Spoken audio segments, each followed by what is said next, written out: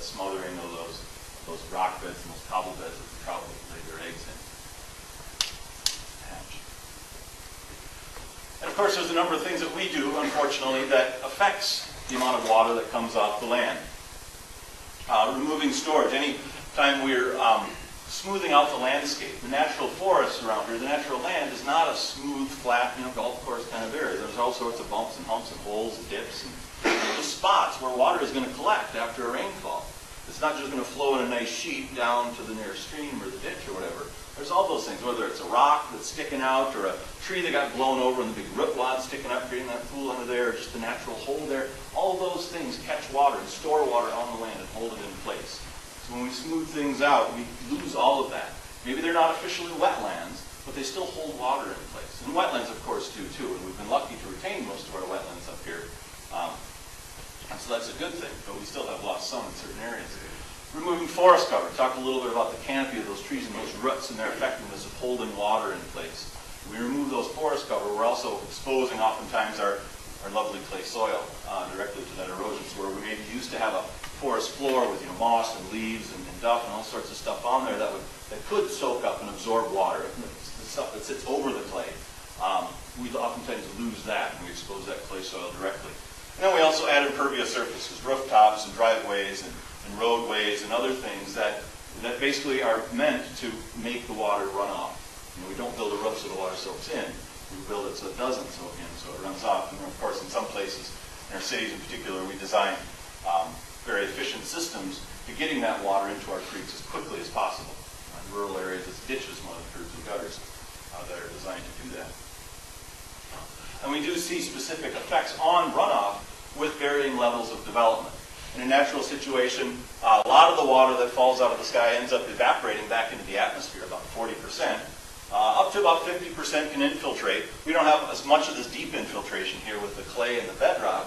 We still get some of the shallow infiltration and the evapotranspiration happening when we have forested areas. And a relatively small amount in a natural situation would run directly off into our streams. When we start to develop the landscape and increase the amount of impervious surface and reduce the amount of forest cover, we reduce the evapotranspiration, we reduce the infiltration, but even at fairly low levels of development, this is like 1 to 2 acre lot size, we've already doubled the volume of water running off at fairly low levels of development. And so just to give a bit of a description of how that affects the sediment, we'll sort of step through what happens after a rainstorm in this little stream here. Our cute little trout down here, of course. So we have the stream channel with, it's got some banks up here, a lower level here, some trees on the side to provide some nice shade for our fish living there. We have a rainstorm that comes in, and the water level will rise up.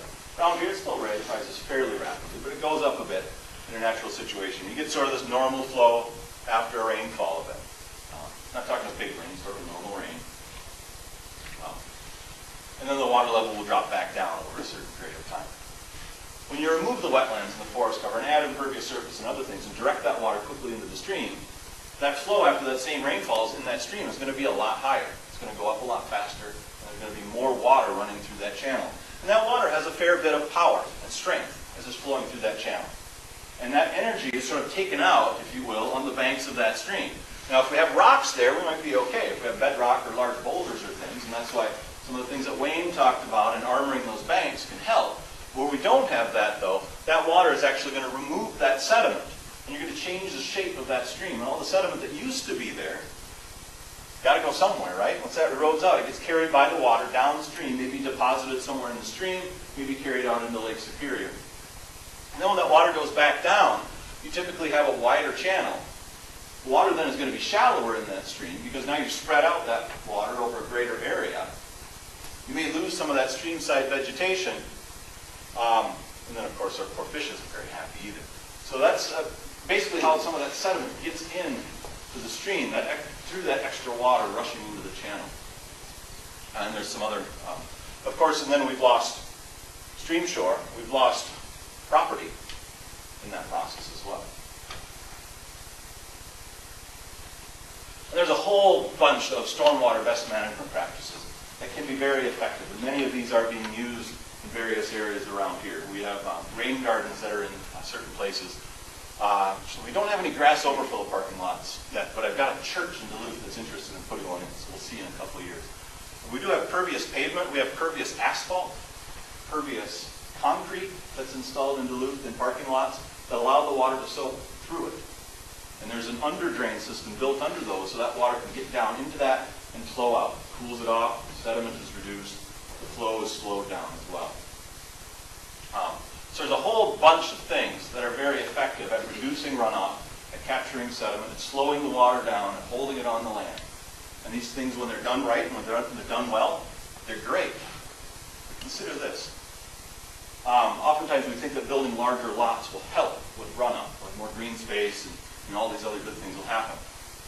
But let's say that we're going to build, and at some point in time, we're going to have 1,000 more houses in this area. And we've got to figure out how we're going to put them on the landscape. If we put each of those houses on 1 acre of land, so we have 1,000 houses are going to cover about 1,000 acres. We're just sort of ignoring the rows. The rows will fit in them somehow. That's going to produce about 18.7 million cubic feet of runoff per year for those 1,000 houses. If we put those same 1,000 houses on quarter-acre lots, so those 1,000 houses will then fit on 250 acres. We now have the same number of houses, but we have 1/3 the volume of runoff.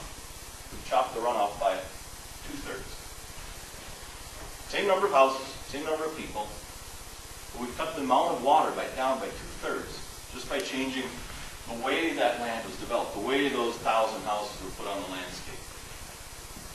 This is going to be a lot easier to deal with BMPs than this is.